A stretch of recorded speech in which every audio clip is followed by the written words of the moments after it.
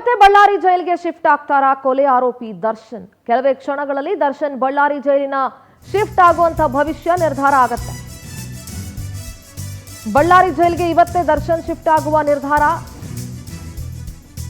ಕೆಲವೇ ಕ್ಷಣಗಳಲ್ಲಿ ಗೊತ್ತಾಗುತ್ತೆ. ಶಿಫ್ಟ್ ಮಾಡಬೇಕಾ ಬೇಡವಾ ಅಂತ ಹೇಳಿ 57ನೇ ಸೆಷನ್ಸ್ ಕೋರ್ಟ್ ನಲ್ಲಿ ವಾದ ಪ್ರತಿವಾದ ನಡೀತಾ ಇದೆ. ದರ್ಶನ್, ಜಗದೀಶ್, ಲಕ್ಷ್ಮಣ್, ನಾಗರಾಜ್, ಪ್ರದೋಷ್ ಈ 5 ಜನರ ಶಿಫ್ಟ್ ಕುರಿತಂತಹ ಅರ್ಜಿ ವಿಚಾರಣೆ ನಡೀತಾ ಇದೆ 57ನೇ ಸೆಷನ್ಸ್ ಕೋರ್ಟ್ ನಲ್ಲಿ. ಕೆಲವೇ ಕ್ಷಣಗಳಲ್ಲಿ ಇವತ್ತು ಬಳ್ಳಾರಿ ಜೈಲಿಗೆ ಅವರನ್ನ ಶಿಫ್ಟ್ ಮಾಡಬೇಕಾ ಅಥವಾ ಇಲ್ಲೇ ಇರಬೇಕಾ ಅನ್ನೋದು ಗೊತ್ತಾಗುತ್ತೆ. ದರ್ಶನ್ ಪರ ವಕೀಲರು ಕೂಡ ವಾದ ಪ್ರತಿವಾದವನ್ನ ನಡೆಸ್ತಾ ಇದ್ದಾರೆ. SPP ಕೂಡ ಮಾತನಾಡ್ತಾ ಇದ್ದಾರೆ. ಇನ್ನು ದರ್ಶನ್ಗೆ 2 ದಿಂಬು 2 ಬೆಡ್ಶೀಟ್ ಬೇಕು ಅಂತಾನೂ ಕೂಡ ದರ್ಶನ್ ಪರ ವಕೀಲರು ಅರ್ಜಿ ಹಾಕಿದ್ದಾರೆ ಕೋರ್ಟ್ಗೆ. ಇದೆಲ್ಲದರ ನಡುವೆ ದರ್ಶನ್ ಬಳ್ಳಾರಿ ಜೈಲಿಗೆ ಶಿಫ್ಟ್ ಆಗ್ತಾರಾ ಏನು ಅನ್ನೋದು ಗೊತ್ತಾಗುತ್ತೆ. ದರ್ಶನ್ ಪರ ವಕೀಲರಿಂದ ಜೈಲಾಧಿಕಾರಿಗಳ ವಿರುದ್ಧ ಆರೋಪ. ತಮ್ಮ ಕಕ್ಷಿದಾರನಿಗೆ ಅನ್ಯಾಯ ಆಗ್ತಾ ಇದೆ ಅಂತ ಕೋರ್ಟ್ ನಲ್ಲಿ ದರ್ಶನ್ ಪರ ವಕೀಲರು ವಾದ ಮಾಡ್ತಾ ಇದ್ದಾರೆ. ಜೈಲು ಅಧಿಕಾರಿಗಳು ಕನಿಷ್ಠ ಸೌಲಭ್ಯವನ್ನ ಒದಗಿಸಬೇಕು. ಬಟ್ಟೆ, ಆಹಾರ, ದಿಂಬು ಸೇರಿ ಸೌಲಭ್ಯ ಪಡೆಯೋದಕ್ಕೆ ಅವಕಾಶ ಇದೆ. ಆದರೆ ಮೌಖಿಕ ಮನವಿ ಮಾಡಲಾಗಿದೆ ಅಂತ ದರ್ಶನ್ ಪರ ವಕೀಲ ಸುನಿಲ್ ಮಾತನಾಡಿದ್ದಾರೆ. ಜೈಲಲ್ಲಿ ಶೂ ಹಾಕೊಂಡು ಹೋದ್ರೆ ಶೂ ಬಿಚ್ಚಿಸ್ತಾರೆ, ಊಟ ಬಿಸಾಕೋ ಕೆಲಸ ಮಾಡ್ತಾ ಇದ್ದಾರೆ ಅಂತ ದರ್ಶನ್ ಪರ ವಕೀಲರು ಆರೋಪಿಸ್ತಾ ಇದ್ದಾರೆ ಜೈಲಾಧಿಕಾರಿಗಳ ವಿರುದ್ಧ. ದರ್ಶನ್ಗೆ ಕಾಂಡಿಮೆಂಟ್ಸ್ ಹಣ ನೀಡಲು ಸಹ ಕೊಡ್ತಾ ಇಲ್ಲ. ಜೈಲಾಧಿಕಾರಿಗಳ ವಿರುದ್ಧ ವಕೀಲ ಸುನಿಲ್ ಆರೋಪವನ್ನ ಮಾಡಿದ್ದಾರೆ. ನನ್ನ ಕಕ್ಷಿದಾರರನ್ನ ಅತ್ಯಂತ ಕೀಳು ಮಟ್ಟದಲ್ಲಿ ನೋಡ್ಕೊಳ್ಳಾಗ್ತಾ ಇದೆ. ಕನಿಷ್ಠ ಫೆಸಿಲಿಟಿಯನ್ನ ಪಡ್ಕೊಳ್ಳೋದಕ್ಕೆ ಅವಕಾಶ ಇದೆ, ಆದ್ರೆ ಅದನ್ನೂ ಕೂಡ ಪಡ್ಕೊಳ್ಳೋದಕ್ಕೆ ಬಿಡ್ತಾ ಇಲ್ಲ. ಕಾಂಡಿಮೆಂಟ್ಸ್ ಅಲ್ಲಿ ಏನಾದ್ರು ತಗೊಳಕ್ಕೆ ದುಡ್ಡು ಬೇಕು ಅಂತ ದುಡ್ಡು ಕೊಡಕ್ ಹೋದ್ರೆ ಆ ದುಡ್ಡನ್ನ ಕೊಡೋದು ಕೂಡ ಬಿಡ್ತಾ ಇಲ್ಲ. ನನ್ನ ಕಕ್ಷಿದಾರರಿಗೆ ಅನ್ಯಾಯ ಆಗ್ತಾ ಇದೆ, ಊಟನ ಬಿಸಾಕ್ತಾ ಇದ್ದಾರೆ, ಶೂ ಹಾಕೊಂಡೋದ್ರೆ ಶೂ ಬಿಚ್ಚಿಸ್ತಾ ಇದ್ದಾರೆ. ನನ್ನ ಕಕ್ಷಿದಾರರಿಗೆ ಜೈಲಾಧಿಕಾರಿಗಳು ಈ ರೀತಿ ಅನ್ಯಾಯ ಮಾಡ್ತಾ ಇದ್ದಾರೆ ಅಂತ ದರ್ಶನ್ ಪರ ವಕೀಲ ಸುನಿಲ್ ಆರೋಪವನ್ನ ಮಾಡಿದ್ದಾರೆ. ಇವತ್ತೇ ಬಳ್ಳಾರಿ ಜೈಲಿಗೆ ಶಿಫ್ಟ್ ಆಗ್ತಾರಾ ದರ್ಶನ್ ಅನ್ನೋ ಪ್ರಶ್ನೆ ಕೂಡ ಇದೆ. ಇದರ ನಡುವೆ ವಾದ ಪ್ರತಿವಾದ ನಡೀತಾ ಇದೆ. ಆ ವಾದ ಪ್ರತಿವಾದದಲ್ಲಿ ದರ್ಶನ್ ಪರ ವಕೀಲರು ಏನೆಲ್ಲ ಆಗ್ತಾ ಇದೆ ದರ್ಶನ್ಗೆ ಜೈಲಿನಲ್ಲಿ ಅದರೆಲ್ಲ ವಿಚಾರಗಳನ್ನ ಕೋರ್ಟ್ ಮುಂದೆ ಮಾತನಾಡ್ತಾ ಇದ್ದಾರೆ. ಇನ್ನು ದರ್ಶನ್ ಸ್ಥಳಾಂತರದ ತಡೆ ಕೋರಿದ್ದ ಅರ್ಜಿ ವಿಚಾರಣೆ SPP ಏನ್ ವಾದ ಮಾಡ್ತಾ ಇದ್ದಾರೆ? ಹಾಗಾದ್ರೆ ಯಾವ ರೀತಿ ವಾದವನ್ನ SPP ಮಾಡ್ತಾ ಇದ್ದಾರೆ? ಎಲ್ಲಾ ಜೈಲಿನಲ್ಲೂ ವ್ಯವಸ್ಥೆ ಇದೆ ಅಂತ SPP ಪ್ರಸನ್ನ ಕುಮಾರ್ ಮಾತನಾಡಿದ್ದಾರೆ. ಟೆಲಿಫೋನ್ ಇರಬಹುದು ಅಥವಾ ಬೇರೆ ಬೇರೆ ವಿಚಾರಗಳಿರ್ಬಹುದು, ಎಲ್ಲದಕ್ಕೂ ವ್ಯವಸ್ಥೆ ಇದ್ದೇ ಇರುತ್ತೆ. ವಿಡಿಯೋ ಕಾನ್ಫರೆನ್ಸ್ ಕೂಡ ಇದೆ. ವಿಡಿಯೋ ಕಾನ್ಫರೆನ್ಸ್ ಎಲ್ಲಾ ಜೈಲಿನಲ್ಲೂ ಇದೆ. ಟೆಲಿಫೋನ್ ವ್ಯವಸ್ಥೆ ಎಲ್ಲಾ ಜೈಲಿನಲ್ಲೂ ಇದೆ. ಸೊ ಭದ್ರತೆಯ ದೃಷ್ಟಿಯಿಂದ ದರ್ಶನ್ ಅವರನ್ನ ಬಳ್ಳಾರಿ ಜೈಲಿಗೆ ಶಿಫ್ಟ್ ಮಾಡೋದು ಸೂಕ್ತ ಅಂತ SPP ವಾದವನ್ನ ಮಾಡ್ತಾ ಇದ್ದಾರೆ. ಸುಪ್ರೀಂ ಕೋರ್ಟ್ ಸ್ಪಷ್ಟವಾಗಿ ಹೇಳಿದೆ, ಯಾವುದೇ ಕಾರಣಕ್ಕೂ ಯಾವುದೇ ಫೆಸಿಲಿಟಿಯನ್ನ ಕೊಡಬಾರ್ದು, ಕಾನೂನಿಗಿಂತ ಯಾರೂ ದೊಡ್ಡವರಲ್ಲ ಅನ್ನೋದನ್ನ ಸುಪ್ರೀಂ ಕೋರ್ಟ್ ಬಹಳ ಸ್ಪಷ್ಟವಾಗಿ ಹೇಳಿದೆ.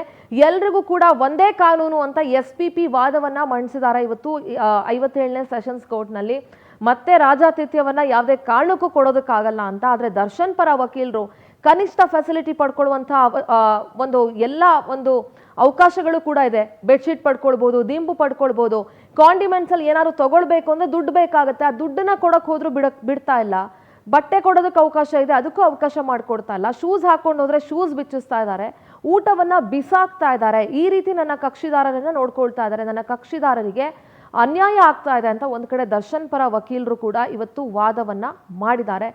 ಏನಾಗುತ್ತೆ ಇದರಿಂದ ಅನ್ನೋದನ್ನ ಗಮನಿಸಬೇಕಾಗತ್ತೆ. ಒಂದ್ ಕಡೆ ನೋಡಿ SPP ಹೇಳ್ತಾರೆ, ಕಳೆದ ಬಾರಿ ಇದೇ ಪರಪ್ಪನ ಅಗ್ರಹಾರ ಜೈಲಿನಲ್ಲಿದ್ದಾಗ ರೌಡಿ ಶೀಟರ್ಗಳ ಜೊತೆ ಸೇರ್ಕೊಂಡು ಲಾನ್ ಅಲ್ಲಿ ಕುತ್ಕೊಂಡು ಕಾಫಿ ಕುಡ್ಕೊಂಡು ಸಿಗರೇಟ್ ಸೇತ್ಕೊಂಡಿದ್ರು, ವಿಡಿಯೋ ಕಾಲ್ ಎಲ್ಲ ಮಾತಾಡ್ಕೊಂಡಿದ್ರು. ಸೊ ಭದ್ರತೆಯ ದೃಷ್ಟಿಯಿಂದ ಅವರನ್ನ ಬಳ್ಳಾರಿ ಜೈಲಿಗೆ ಶಿಫ್ಟ್ ಮಾಡೋದೇ ಒಳ್ಳೇದು ಅಂತ SPP ವಾದವನ್ನ ಮಾಡಿದ್ದಾರೆ. ಆದ್ರೆ ಯಾವುದೇ ಕಾರಣಕ್ಕೂ ಬಳ್ಳಾರಿ ಜೈಲಿಗೆ ಶಿಫ್ಟ್ ಮಾಡಬಾರ್ದು, ಬೆಂಗಳೂರು ಜೈಲಿನಲ್ಲೇ ಇರಲಿ ಅಂತ ದರ್ಶನ್ ಪರ ವಕೀಲ ಸುನಿಲ್ ಅವರು ಕೂಡ ವಾದವನ್ನ ಮಾಡಿದ್ದಾರೆ. ಆರೋಪಿಗಳ ಪರ ವಕೀಲ ಇನ್ನು ಬೇರೆ ಬೇರೆಯವರ ಪರ ದರ್ಶನನ್ನ ಬಿಟ್ಟು ಇನ್ನುಳಿದಂತಹ ಆರೋಪಿಗಳ ಪರವಾಗಿ ರಂಗನಾಥ್ ರೆಡ್ಡಿ ಅವರು ವಾದವನ್ನ ಮಂಡಿಸಿದ್ದಾರೆ. ಜೈಲಿನ ಅಧಿಕಾರಿಗಳು ಕನಿಷ್ಠ ಸೌಲಭ್ಯ ಆದ್ರೂ ನೀಡಬೇಕಾಗತ್ತೆ, ಆದ್ರೆ ಅವ್ರಿಗೆ ಯಾವುದು ಕೂಡ ನೀಡ್ತಾ ಇಲ್ಲ. ಬಟ್ಟೆ, ಆಹಾರ ಬೇರೆ ಬೇರೆದನ್ನ ಪಡ್ಕೊಳ್ಳುವಂತ ಅದಕ್ಕೆ ಅವರಿಗೆ ಅವಕಾಶವನ್ನ ಮಾಡಿಕೊಡ್ತಾ ಇಲ್ಲ ಅಂತ ಹೇಳಿದ್ರು. ದರ್ಶನ್ ಸ್ಥಳಾಂತರ ಕೋರಿದ್ದ ಅರ್ಜಿ ವಿಚಾರಣೆಯನ್ನ ಮುಂದೂಡಲಾಗಿದೆ. ಮಧ್ಯಾಹ್ನ 3:30ಕ್ಕೆ ವಿಚಾರಣೆಯನ್ನ ನ್ಯಾಯಾಲಯ ಮುಂದೂಡಿದೆ. ದರ್ಶನ್ ಮತ್ತು ಇತರ ಆರೋಪಿಗಳ ಪರ ವಕೀಲರು ವಾದವನ್ನ ಮಂಡಿಸಿದ್ರು. ದರ್ಶನ್, ಜಗದೀಶ್, ಲಕ್ಷ್ಮಣ್, ನಾಗರಾಜ್, ಪ್ರದೋಷ್ ಇವರಿಷ್ಟು ಜನರನ್ನ ಶಿಫ್ಟ್ ಕುರಿತ ಅರ್ಜಿ ವಿಚಾರಣೆಯನ್ನ ಮಧ್ಯಾಹ್ನ 3:30ಕ್ಕೆ ಮುಂದೂಡಲಾಯಿತು. ಪರಪ್ಪನ ಅಗ್ರಹಾರದಿಂದ ಬಳ್ಳಾರಿ ಜೈಲಿಗೆ ದರ್ಶನ್ ಅನ್ನ ಶಿಫ್ಟ್ ಮಾಡಬೇಕು ಅಂತ ಕೋರಿ ಅರ್ಜಿಯನ್ನ ಸಲ್ಲಿಸಲಾಗಿತ್ತು. ದರ್ಶನ್ ಸ್ಥಳಾಂತರ ಕೋರಿದ್ದ ಅರ್ಜಿ ವಿಚಾರಣೆಯನ್ನ ಮಧ್ಯಾಹ್ನ 3:30ಕ್ಕೆ ನ್ಯಾಯಾಲಯ ಮುಂದೂಡಿದೆ. ಇದರ ಬಗ್ಗೆ ಮಧ್ಯಾಹ್ನ 3:30ಕ್ಕೆ ಸ್ಪಷ್ಟನೆ ಸಿಗುತ್ತೆ. ಈಗ ಆಲ್ರೆಡಿ ಎಸ್ಪಿಪಿ ಹಾಗೆ ದರ್ಶನ್ ಪರ ವಕೀಲರು ಮತ್ತು ಉಳಿದ ಆರೋಪಿಗಳ ಪರ ವಕೀಲರು ಕೂಡ ವಾದವನ್ನ ಮಾಡಿದ್ದಾರೆ. ರಂಗನಾಥ್ ರೆಡ್ಡಿ ಉಳಿದ ಆರೋಪಿಗಳ ಪರ ವಾದ ಮಾಡಿದರೆ ದರ್ಶನ್ ಪರವಾಗಿ ವಕೀಲ ಸುನೀಲ್ ವಾದವನ್ನ ಮಂಡಿಸಿದ್ದಾರೆ.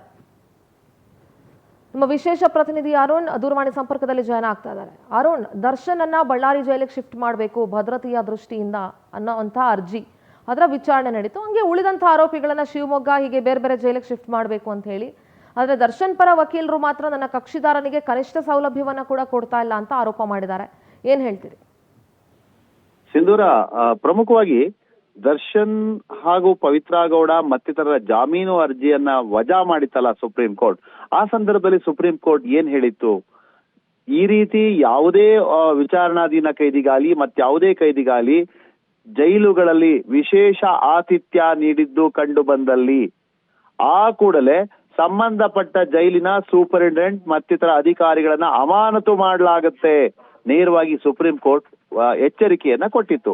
ಹಾಗಾಗೇನೆ ಈ ಬಾರಿ ಜೈಲು ಅಧಿಕಾರಿಗಳು ಅತ್ಯಂತ ಎಚ್ಚರಿಕೆಯನ್ನ ವಹಿಸಿದ್ದಾರೆ. ಜೈಲಿನಲ್ಲಿ ದರ್ಶನ್ ಇರ್ಬೋದು, ಪವಿತ್ರ ಗೌಡ ಇರಬಹುದು, ಅಥವಾ ಇನ್ನ ಉಳಿದಂತ 5 ಜನ ಪ್ರಮುಖ ಆರೋಪಿಗಳು ಯಾರಿದ್ದಾರೆ, ಈ ಯಾವುದೇ ಆರೋಪಿಗಳಿಗೆ ಯಾವುದೇ ರೀತಿಯ ವಿಶೇಷವಾದಂತ ಆತಿಥ್ಯ ನೀಡ್ತಾ ಇಲ್ಲ, ಯಾವ ರೀತಿಯ ವಿಶೇಷ ಆತಿಥ್ಯಕ್ಕೆ ಅವಕಾಶ ಕೂಡ ಕೊಡ್ತಾ ಇಲ್ಲ. ಇದು ಎಲ್ಲೋ ಒಂದ್ ಕಡೆ ದರ್ಶನ್ ಗ್ಯಾಂಗ್ಗೆ ಒಂದ್ ರೀತಿಯ ಅಸಮಾಧಾನಕ್ಕೆ, ಅಸಹನೆಗೆ ಕಾರಣ ಆಗ್ತಾ ಇದೆ. ಅದನ್ನೇ ಇವತ್ತು ದರ್ಶನ್ ಪರ ವಕೀಲರು ಕೂಡ ನ್ಯಾಯಾಲಯದಲ್ಲಿ ಹೇಳಿರುವಂತದ್ದು, ನನ್ನ ಕಕ್ಷಿದಾರರಿಗೆ ಶೂಸ್ ಹಾಕೊಂಡು ಹೋಗ್ಬಿಡ್ತಿಲ್ಲ, ಅಲ್ಲಿ ಹೋಗಿ ಒಳಗೆ ಇರುವಂತ ಕ್ಯಾಂಟೀನ್ ಅಲ್ಲಿ ಬೇಕಾದಂತ ವಸ್ತುಗಳನ್ನ ತೆಗೆದುಕೊಳ್ಳಕ್ಕೆ ಅವಕಾಶ ಮಾಡ್ಕೊಡ್ತಿಲ್ಲ. ಅದಕ್ಕೆಲ್ಲ ಅವಕಾಶ ಮಾಡ್ಕೊಟ್ರೆ ಅದನ್ನ ಜೈಲು ಅಂತ ಹೇಳ್ತಾರಾ? ಅವ್ರು ಹೋಗಿರುವಂತದ್ದು ಏನೋ ದೊಡ್ಡ VVIP ಕೈದಿಯಾಗಿರೋರು ಹೋಗಿದಾರಾ? ಸೌಲಭ್ಯವನ್ನ ಪಡ್ಕೊಳ್ಳೋ ಅವಕಾಶ ಇರುತ್ತಲ್ವಾ? ಆದ್ರೆ ಪ್ರತಿಯೊಂದಕ್ಕೂ ಕೂಡ ನ್ಯಾಯಾಲಯದ ಅನುಮತಿಯನ್ನ ಪಡ್ಕೋಬೇಕಾಗುತ್ತೆ. ನ್ಯಾಯಾಲಯದ ಅನುಮತಿ ಪಡೆದ ನಂತರವೇ ಅವ್ರಿಗೆ ಬೇಕಾದಂತ ಸೌಲಭ್ಯಗಳನ್ನ ಕೊಡಬಹುದು. ಉಳಿದ ವಿಚಾರಣಾ ಕೈದಿಗಳನ್ನ ಯಾವ ರೀತಿ ನಡೆಸ್ಕೊಳ್ತಾರೋ ಇವರನ್ನು ಕೂಡ ಅದೇ ರೀತಿ ನಡೆಸ್ಕೋಬೇಕಾಗತ್ತೆ. ಸಾಧಾರಣವಾಗಿ ಜೈಲಿನಲ್ಲಿ A ದರ್ಜೆ ಕೈದಿ, B ದರ್ಜೆ ಕೈದಿ ಹಾಗೂ C ದರ್ಜೆ ಅಂತ 3 ದರ್ಜೆಯ ಕೈದಿಗಳಿರ್ತಾರೆ. ಯಾರು ರಾಜಕೀಯ ಕೈದಿಗಳಿರ್ತಾರೋ ಅವರಿಗೆ VVIP ರೂಮ್ಗಳನ್ನ ಅಲಾಟ್ ಮಾಡುವಂಥದ್ದು, ಅಥವಾ ಯಾರು ರೋಗಕ್ಕೆ ಅಥವಾ ಮತ್ತಿತರ ತೊಂದರೆಗಳಿಗೆ ಒಳಗಾಗಿರ್ತಾರೋ ಅವ್ರನ್ನ ಆಸ್ಪತ್ರೆಗೆ ಸ್ಥಳಾಂತರಿಸುವಂಥದ್ದು, ಹೀಗೆ ಹಲವು ಕ್ರಮಗಳಿವೆ.